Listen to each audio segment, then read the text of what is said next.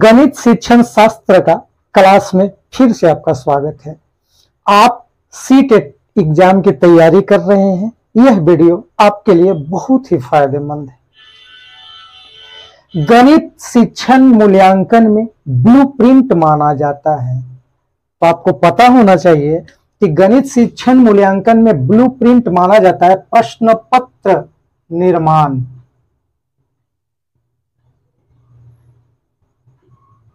की आधारशिला को ब्लूप्रिंट माना जाता है। दैनिक पाठ्य योजना के तत्व, हम जो बच्चों को प्रतिदिन क्लास में पढ़ाते हैं दैनिक पाठ्य योजना से, उसके 3 मुख्य तत्व होते हैं। सबसे पहले विषय वस्तु,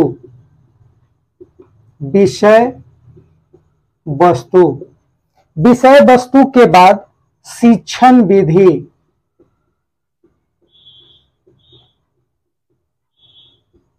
और दैनिक पाठ्य योजना का तीसरा मुख्य पहलू है शिक्षण उद्देश्य। किसी भी दैनिक पाठ्य योजना के अंतर्गत जो निहित तत्व हैं, उसमें विषय वस्तु, शिक्षण विधि और शिक्षण उद्देश्य शामिल होना चाहिए। यदि कोई विद्यार्थी गणित में बार बार अनुत्तीर्ण हो रहा है तो आपको पता लगाना चाहिए और उसका निदानात्मक तरीका अपनाना चाहिए।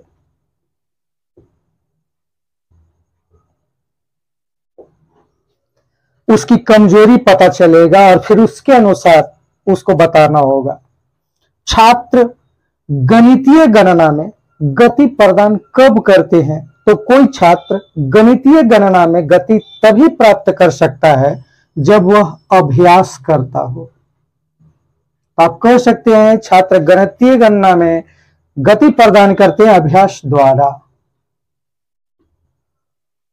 गणित के नियम एवं निष्कर्ष होते हैं, तो आपको जानना चाहिए कि गणित के जो नियम है वे वस्तुनिष्ठ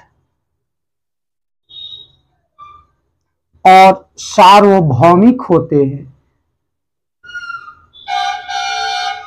और गणित की प्राकृतिक जो प्रकृति होता है, गणित शिक्षण का महत्व होता है सिर्फ व्यावहारिक।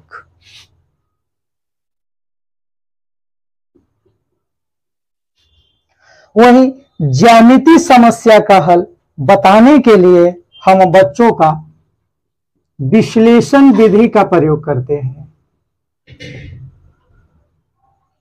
जबकि रेखा गणित में शिक्षण जो होता है वह आगमन विधि के द्वारा होता है। पहले उदाहरण फिर नियम। माध्यमिक स्तर पर बच्चों को अंक गणित जो पढ़ाया जाता है उसके लिए हम आगमन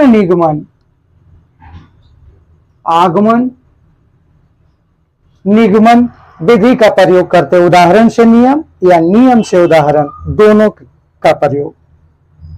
यदि कोई बच्चा वृत्त और गोले में तुलना कर रहा है तो आप कह सकते हैं कि वह अवबोध की स्थिति में है। अवबोध का अर्थ होता है जानना या जानने का प्रयास करना या किसी चीज को तुलना करना, तुलनात्मक अध्ययन करना।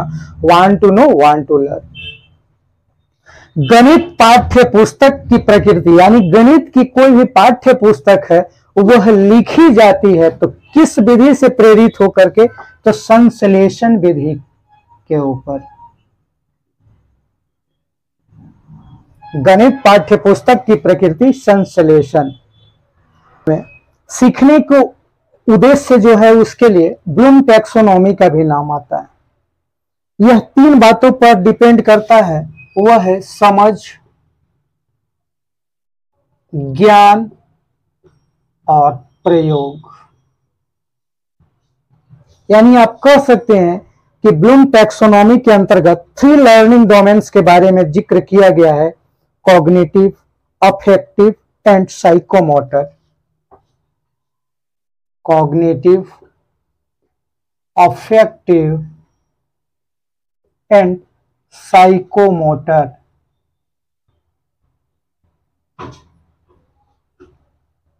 ही आपको पढ़ना है रिमेम्बरिंग, अंडरस्टैंडिंग, अप्लाइंग,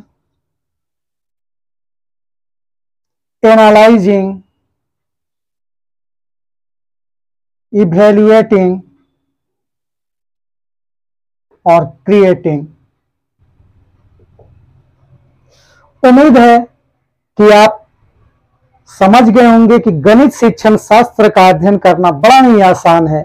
यदि आप नए हैं तो मेरे